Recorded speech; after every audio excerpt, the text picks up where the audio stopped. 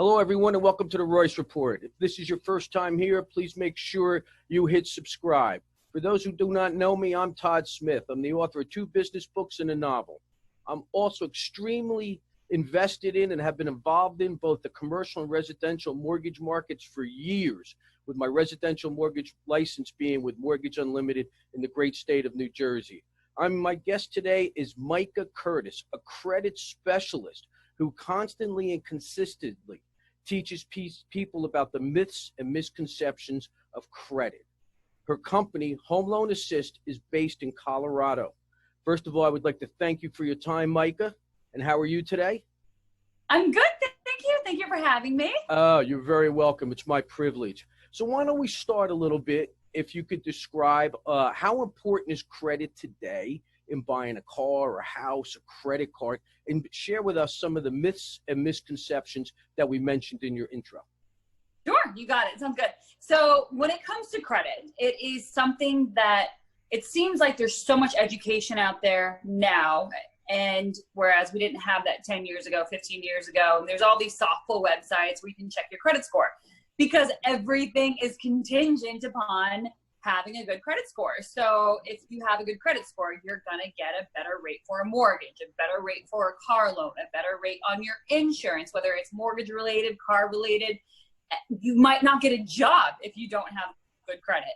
Credit is everything these days. And people are making so many tiny little mistakes that they have no idea that it's like, this is a mistake or this is a mistake. And so I'm here to help people understand that, listen, A, life happens, but B, there's little things that we can do that we have control over to ensure that A, we are getting good rates on things. People are overspending sometimes by millions of dollars over a lifetime on interest because they don't have a good credit score. And so it's my job and my team's job to help people get to that best possible credit score in order that they save money, is really what we want to do at the end of the day, and get approved for things like mortgages. And that's what, you and I focus on, is the mortgage industry. Absolutely. A home is one of the best investments you can make, Oh, so and everyone wants to own. Most people want to own a home. Absolutely. Whether it be a condo, dream, right? The house with the white picket fence, most people, co-op, most people want to buy a home. As you mentioned before, life happens. People lose their jobs. Unfortunately, people get sick. There are divorces, and now this crazy COVID-19. How do you specifically help those through some of those challenges that people have? Absolutely. So what my company actually does, and it's probably the biggest hurdle that I have to overcome when I'm teaching my classes, which is what we do as a company. And so everything negative has the potential to be removed from a credit report. Now, we don't want people thinking, oh, okay, then I just won't pay my bills. It's like, no. We're trying to prevent those types of things from happening. But at the end of the day, if life happens, let's say you've acquired a medical collection or you've had late payments, negative stuff sticks with you for a full 7 years, sometimes longer, depending on what type of an item it is. So what we do as a company is we go in and we remove negative items based off of the Fair Credit Reporting Act. And to just put it simply, the Fair Credit Reporting Act simply states that everything on the report must be 100% accurate, complete, verifiable, not misleading or obsolete in any way. So all 5 of those things. So it's not 99.999, it's 100%. So my company, we only deal with the bureaus. People think that we're going in and negotiating with collection agencies. No. So we force the collection agencies through the bureaus to verify the accuracy of every item on the report. So to give a simple example, medical collections, one of my favorite examples to give, because 50% of all collections are medical.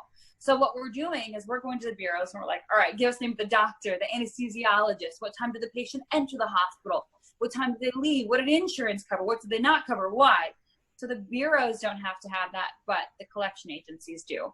So they, by law, have to respond back to the bureaus within a certain time. And then the bureaus, once they don't receive that information from the bureaus, they, by law, have to remove the negative item from the report. Now, that's costly from a time standpoint, from a money standpoint, right? They're spending time, money, and resources finding this information to respond back to the investigations, when a lot of times the collection isn't even worth that much. So we're extremely good at what we do, but everything has potential to be removed. Late payments, bankruptcies, collections, foreclosures, repossessions, charge-offs, everything has potential to come off. If you don't go through a company like mine, you're going to wait a minimum of 7 years for your score to go back up. Hopefully, fingers crossed. That's if the item doesn't get resold. So there's so many little things that we're able to help people move forward with their life, so that way they can hopefully do things like buy a home, a car at more affordable prices. So like everything, you know, whether it be home repairs, whether it be fixing your car, you know, whether it be even anything in life, there's people that like to do a few things by themselves. I do. I fix a lot of things around my house. So what recommendations can you make to the general public that are simple for them to do? And then when do they get to a point that someone really needs a professional? You know, for example, there's certain things I could put a window in my house. I may not be able to frame the entire house. So the window is simple, framing the house would be difficult. So when you're using that as a comparison, when or can the consumer do things themselves? And when do they need a professional such as you to intercede and assist them in correcting their credit report? Sure. So some things that people can do on their own. So one of the biggest things that people do, one of the biggest mistakes that people make is having a late payment. So a late payment on a credit card. So they forget to pay their $15 minimum Miss Macy's payment, right? So let's say you are this type of borrower and you just forgot. It's the first time ever in 10 years. Well, your score now has probably dropped a good 100, 120 points. So in that type of a situation, the likelihood of a company like mine removing that is extremely slim. So I'm going to have a borrower call the bank. The likelihood of a bank helping you out is extremely and exceedingly high. It's not a rule written anywhere that they have to help, but most of the time they'll give you one late a year. So you can do those types of things on your own. So I'm always going to recommend to a client, first and foremost, if you've had a brand new mortgage late, a brand new credit card late, a brand new car late, call the bank, first and foremost. The second thing clients always have control over, hopefully, is debt utilization. Now, revolving credit, store cards, credit cards, lines of credit, it makes up 30% of your credit score.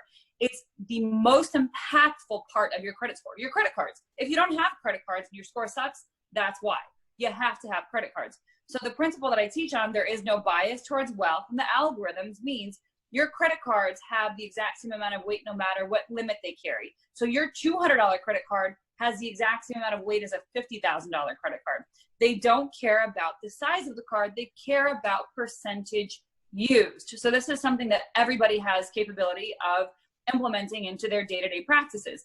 So in the perfect world, again, we're mortgage focused. So this really, really matters. This could be the difference between PMI to no PMI, right? Mortgage insurance. So essentially, we want each client to be at 10% utilization on each individual credit card, as close to that as humanly possible, because that will ensure you get all the points possible out of that one particular card. So we want people to understand and implement these little practices. The other thing that I always implement into my classes is I ask clients every day, I'm like, okay, if you spend on your credit card, when you pay your bill, do you pay it down to zero or do you leave a small balance? The answer is you leave a small balance of $1 to $5 to ensure that the card calculates into the score. So those are little things that people can do to ensure that they're getting a big chunk of points. If you don't have credit cards, you got to get a credit card. And remember, don't be discouraged if you have a credit card that's very small in limit, because again, it's doing just as much good for you as if you have a $50,000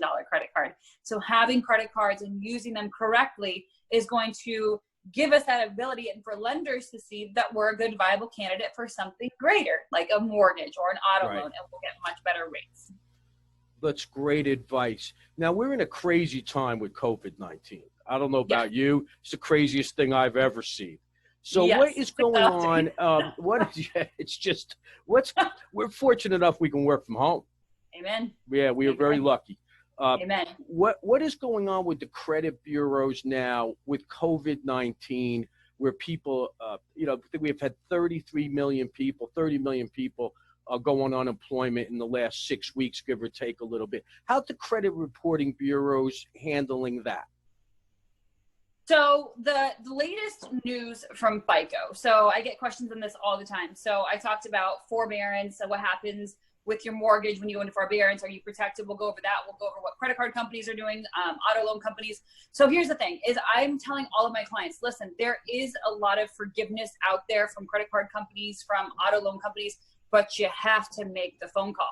You can't expect for this to be automatic. So yesterday I just helped out a client He enrolled into my program, but he's been having late after late after late, thinking it was an automatic thing that was just implemented.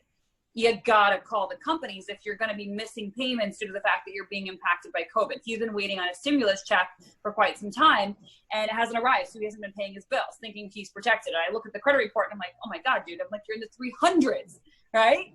So people have to take control and get on the phone. So if you're in that situation where you're not going to be able to pay your bills on time, there is relief for that, which means that they're going to push your minimum payments out 1, 2, 3 months, whatever you need, until you get back on your feet where you can pay again. So there's going to be forgiveness where they're not going to mark you late, right? Because as we established, late payments are one of the most brutal things that can happen to your credit report. In addition to that, forbearance. So this came from FICO. So FICO has said, okay, in order to ensure that when you put your loan into forbearance status, right? So this is kind of similar to deferment. So basically, you know, you're maybe pushing your payments to the back of the loan altogether, right? It's kind of like a deferment type status. This is something you usually do before stuff hits the fan. You don't want to do it after, you want to do it before. But they'll normally put the payments at the end of the actual loan itself. You'll probably have to have some sort of new paperwork, new agreement signed. But as long as on the credit report itself, when you talk to your lender and they say, okay, we're going to put you into forbearance, in order to ensure it's not going to impact the credit in a negative way, 2 things have to happen. There needs to be the forbearance verbiage as well as the actual trade line, right? With the mortgage is a trade line. It has to say current. It cannot say delinquent.